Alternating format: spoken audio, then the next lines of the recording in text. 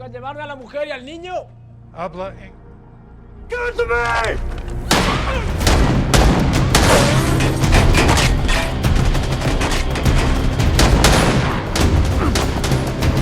Truck, move!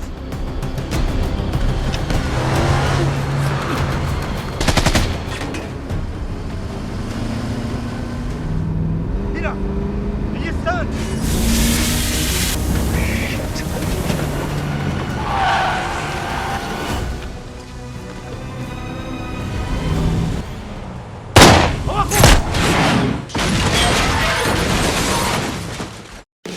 Halo warga nobar yang awal bulan tapi dompetnya udah tipis lagi. Jangan pura-pura amnesia bebuhannya lah. Kayak apa kabarnya hari ini? Kembali lagi bersama Mang Tobi, sang pengangguran profesional yang kali ini akan membawakan film action dari aktor legendaris Liam Neeson. Mengisahkan tentang seorang pensiunan marinir dengan kualifikasi marksman alias penembak jitu yang kini bekerja sebagai petani dan peternak sapi. Namun sebuah kejadian membuatnya harus melindungi seorang anak kecil yang dikejar-kejar oleh kartel Meksiko. Waduh, plat M meresahkan sekali. So, tanpa berlama-lama lagi, siapkan mata, telinga, dan anu-anuan kalian semua. Mari kita nobar dan inilah The Marksman.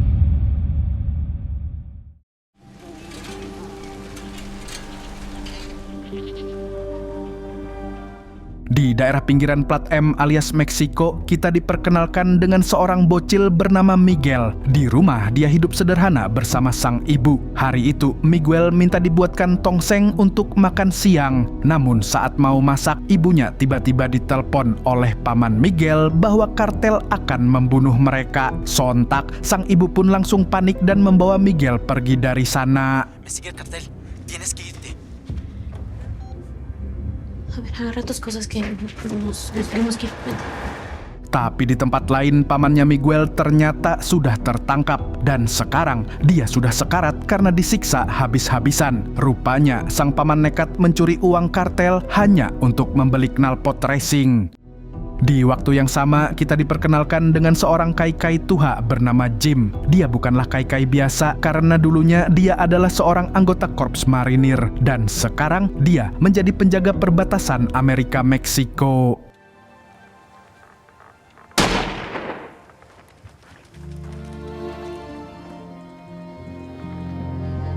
About a half mile from the fence. Over. Heading north, out near my range. Selain menjadi penjaga, dia juga sering menolong buronan kartel yang kabur ke Amerika. Di rumah dinasnya, dia juga bertani dan memiliki beberapa sapi ternak yang dia beri makan setiap harinya. Namun pada hari itu, dia mendapat surat dari pemerintah bahwa rumah dinas itu akan diambil termasuk tanah di sekitarnya. Padahal di tanah tersebut ada makam istri Jim yang meninggal karena kanker 3 tahun lalu. Jika Jim tidak ingin kehilangan makam itu, maka dia harus membelinya. Jim pun langsung mencari kerja sampingan sebagai kuli, tapi ditolak karena terlalu tuwir. Apesnya lagi, sapinya juga tidak laku saat dijual karena sapinya terlalu kecil untuk sapi kurban.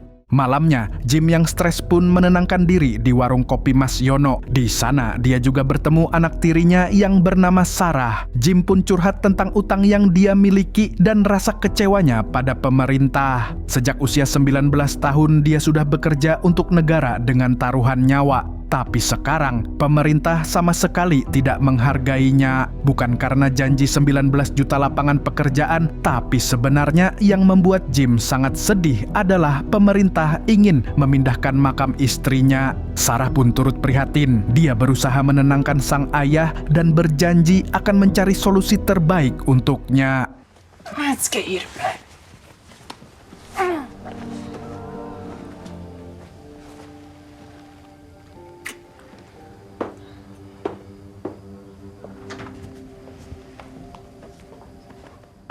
Keesokan harinya, Miguel dan ibunya diantar ke perbatasan oleh seorang agen. Bersamaan dengan itu, Jim juga sedang berpatroli bersama anjing kesayangannya. Tak lama kemudian, si agen malah kabur karena ada mobil kartel yang melintas. Alhasil Miguel dan ibunya pun nekat menerobos pagar tanpa bantuan si agen dan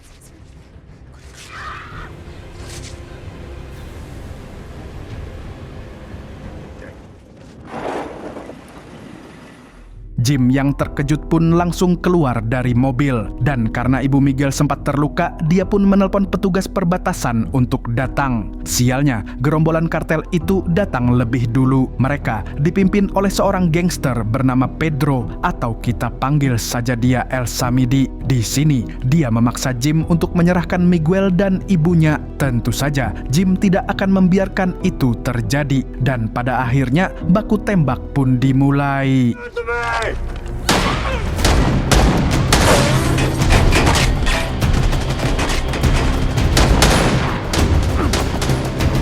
Truck, move!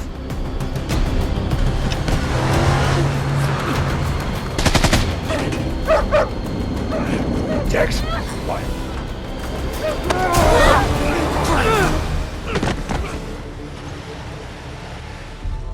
Setelah gagal menangkap mereka, Samidi mendapat laporan kalau adiknya tewas setelah ditembak Jim. Seketika, Samidi pun diliputi oleh amarah dan dendam. Dia pun bersumpah akan membunuh Jim, Miguel, dan juga ibunya.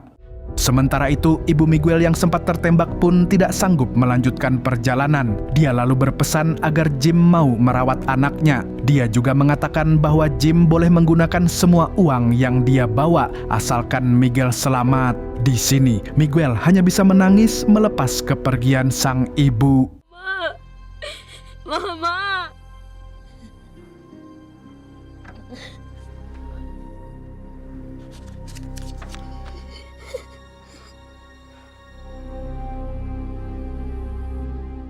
Malamnya, Jim meminta bantuan dari Sarah yang merupakan polisi perbatasan. Dia berniat untuk menyerahkan Miguel agar bisa dirawat di dinas sosial. Sementara itu, dia akan menggunakan uang milik almarhumah ibunya Miguel untuk membeli tanah makam istrinya. Karena ternyata jumlah uangnya sangatlah banyak, tapi pada dasarnya Jim bukanlah seorang garong alias koruptor. Jadi, dia memutuskan untuk merawat Miguel saja, apalagi dia sempat melihat Samidi CS memasuki area perbatasan lagi. Dan tanpa nunggu korban MBG bertambah, Jim langsung mendatangi kantor polisi. Lalu dia membawa Miguel secara diam-diam sebelum Samidi CS menemukannya.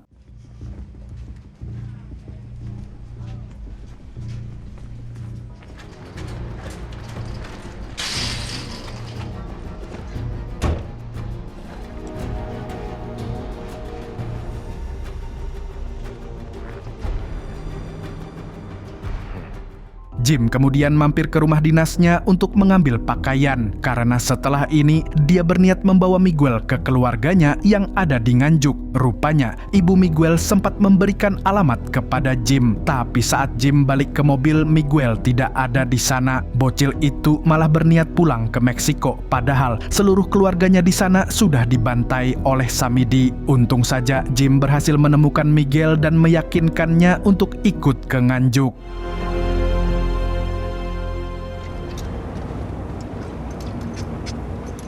Di lain pihak, Samidi CS mendatangi rumah dinas milik Jim. Dan karena Jim sudah pergi dari tadi, para jamet ini pun langsung membakar rumah tersebut.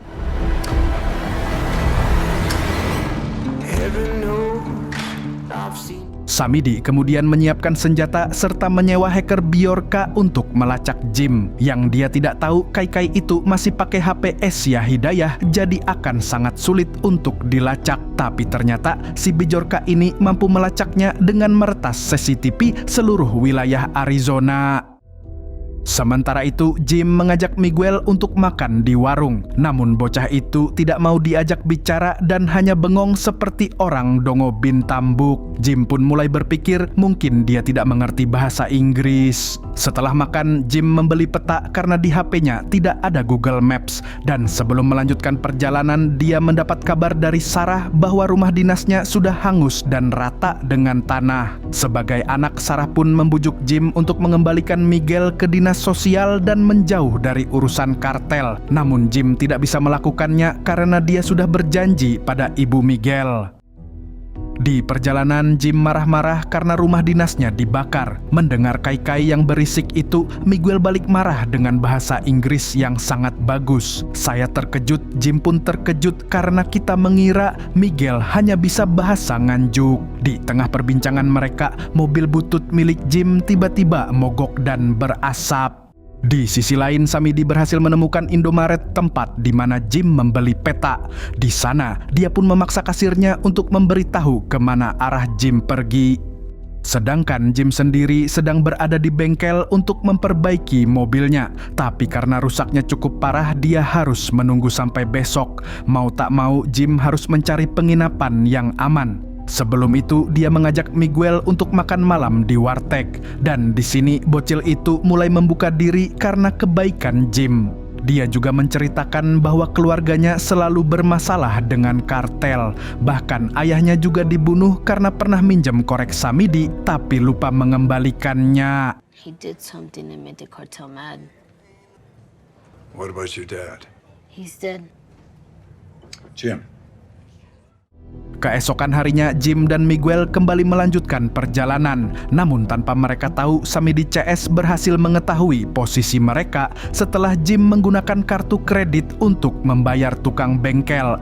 Sialnya lagi, Jim harus ditilang oleh polisi tanpa alasan yang jelas. License, please. I didn't think I was speeding. Is there a problem?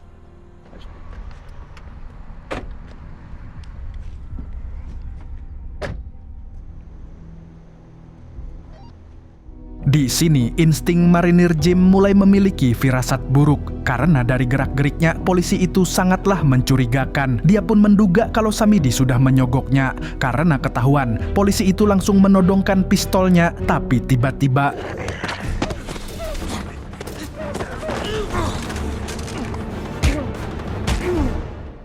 setelah menghajar polisi, Jim membawa Miguel ke balik bukit. Lalu tak lama kemudian, Samidi CS menghampiri polisi tersebut. Dan tentu saja pemimpin kartel itu marah bukan main gara-gara sudah bayar mahal, tapi polisi itu tidak becus menangkap Miguel. Akhirnya dia pun melakukan hal ini.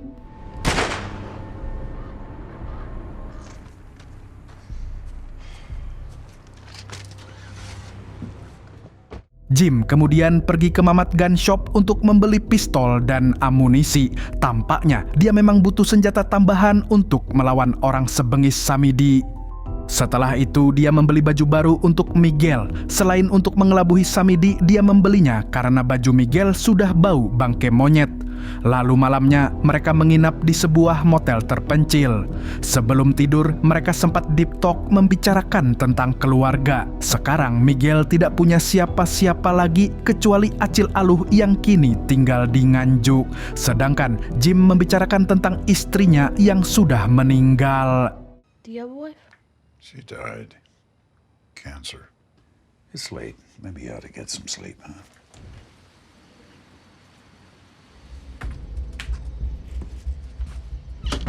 911, what's your emergency? There's a robbery. Go. Sialnya, tak lama setelah itu Samidi menemukan lokasi mereka. Jim dan Miguel langsung bersembunyi di balik padang rumput yang tak bergoyang. Samidi pun berteriak dan berkata kalau dia pasti akan membunuh Jim karena telah menghabisi adik tercintanya.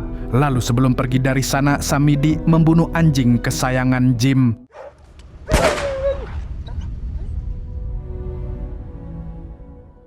Mengetahui anjingnya mati, Jim pun terlihat sangat murka, yang mana saya takut Jim berubah jadi John Wick. Namun, dia menahan diri untuk tidak ngereyok karena ada anak kecil di sampingnya.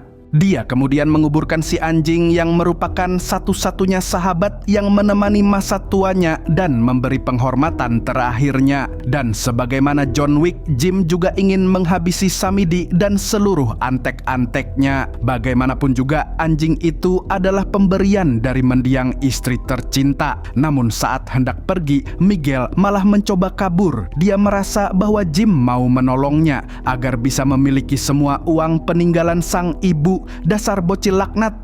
Tentu saja Jim berusaha menjelaskan situasinya.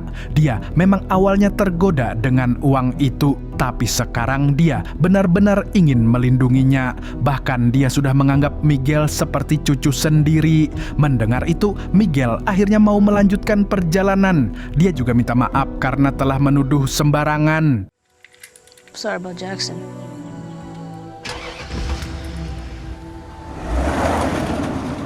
Singkat cerita, mereka akhirnya sampai di sebuah gereja. Miguel pun menyempatkan diri untuk mendoakan almarhumah ibunya. Sementara itu, si pastor memuji Jim yang mau menolong orang asing tanpa pamrih sedikit pun. Baginya, orang seperti Jim layak masuk surga. Mendengar perkataan si pastor, Jim sadar betapa mulianya tugas ini. Dia pun menghubungi Sarah dan mengatakan kalau dia akan tetap mengantarkan Miguel ke Nganjuk. Karena itu adalah satu-satunya pilihan untuk menyelamatkan nyawa sang anak. Karena kalau masih di Amerika, Samidi CS pasti akan terus mengejarnya. Tapi kalau berada di Nganjuk, rasanya tidak mungkin Samidi sampai ke sana. Jadi keputusan Jim sudah bulat. Di sisi lain, Samidi CS menemukan sebuah peta yang sempat dibeli Jim. Di sana, mereka menyimpulkan bahwa saat ini Jim mungkin sedang berada di Chicago. Samidi pun langsung memanggil bala bantuan untuk menghabisi Jim di sana.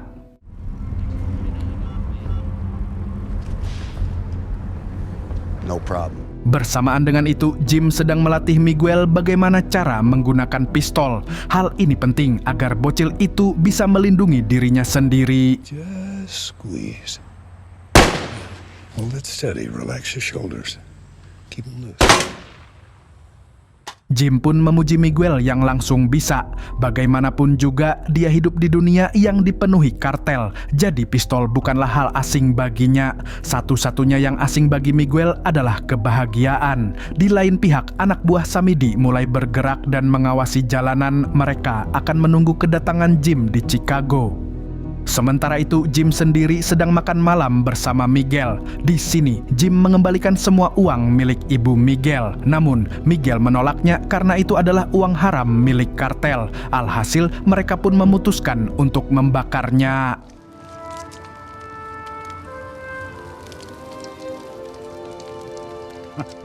Besoknya, mereka melanjutkan perjalanan menuju bandara.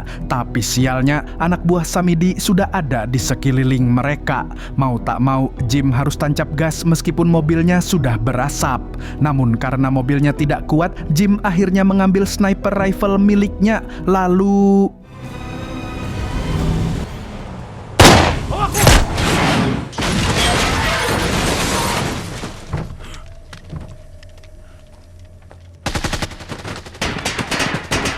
Let's go. Come on.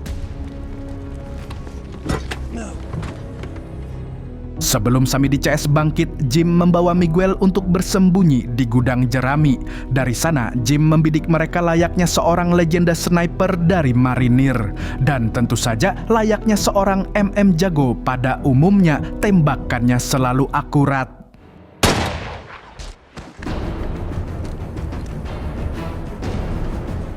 Karena posisinya sudah ketahuan, Jim akhirnya mengubah taktik. Dia menyuruh Miguel berperan sebagai roamer untuk mengalihkan perhatian dengan menembakkan pistolnya.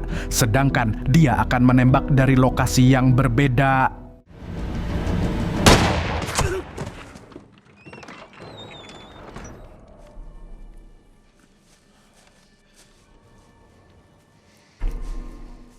Setelah menghabisi para jamet, kini hanya ada Samidi yang tersisa. Namun sialnya, dia malah menemukan Miguel dan langsung menyanderanya. Alhasil Jim terpaksa menurunkan senjatanya. Di sini, Samidi sangat berapi-api karena mengingat adiknya yang tewas. Dan agar setimpal, dia pun akan membunuh Jim. Tapi dia tidak akan membunuh dengan tangannya sendiri, melainkan memaksa Miguel untuk menembak Jim. Di tengah situasi mendesak ini, Miguel dengan cerdiknya melepaskan magasin pistol tersebut. Lalu tanpa banyak bacot, Jim langsung...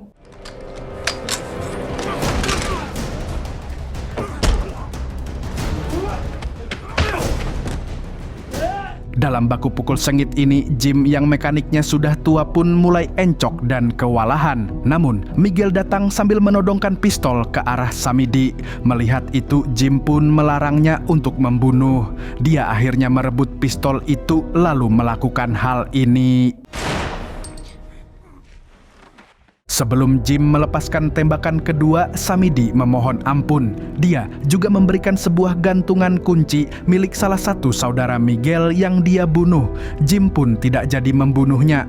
Dia melihat ada penyesalan di mata Samidi. Jadi, dia memberikan pistol itu lalu menyuruh Samidi untuk lockout sendiri. Kemudian, dengan hati yang cukup lega, Jim dan Miguel kembali melanjutkan perjalanan ke Nganjuk. Di akhir film, mereka akhirnya sampai di Nganjuk. Jim lalu memberikan gantungan kunci pada Miguel agar dia selalu ingat dengan keluarganya yang sudah tiada. Miguel lalu hidup bersama Acil Aluh di sana.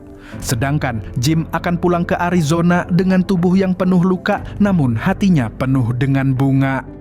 Dan film pun tamat. Pelajaran dari film ini adalah duit haram itu memang banyak, tapi masalah yang dibawanya lebih banyak lagi. Si Jim di akhir memilih bakar duit segunung demi kedamaian. Coba kalau bebuhan pian, jangankan dibakar, duit hasil tatamu di jalan aja mungkin langsung dipakai gasan bayar cicilan. Tapi bisa juga gasan micet. Sukai video ini, sukai video ini, sukai video ini. Segitu dulu dari Mang Tobi, sang pengangguran profesional yang isi sendiri, mengucapkan sampai jumpa di video selanjutnya. Nah, kalau begitu passwordnya apa nih Mas Yono? Burung gundul pamit dulu.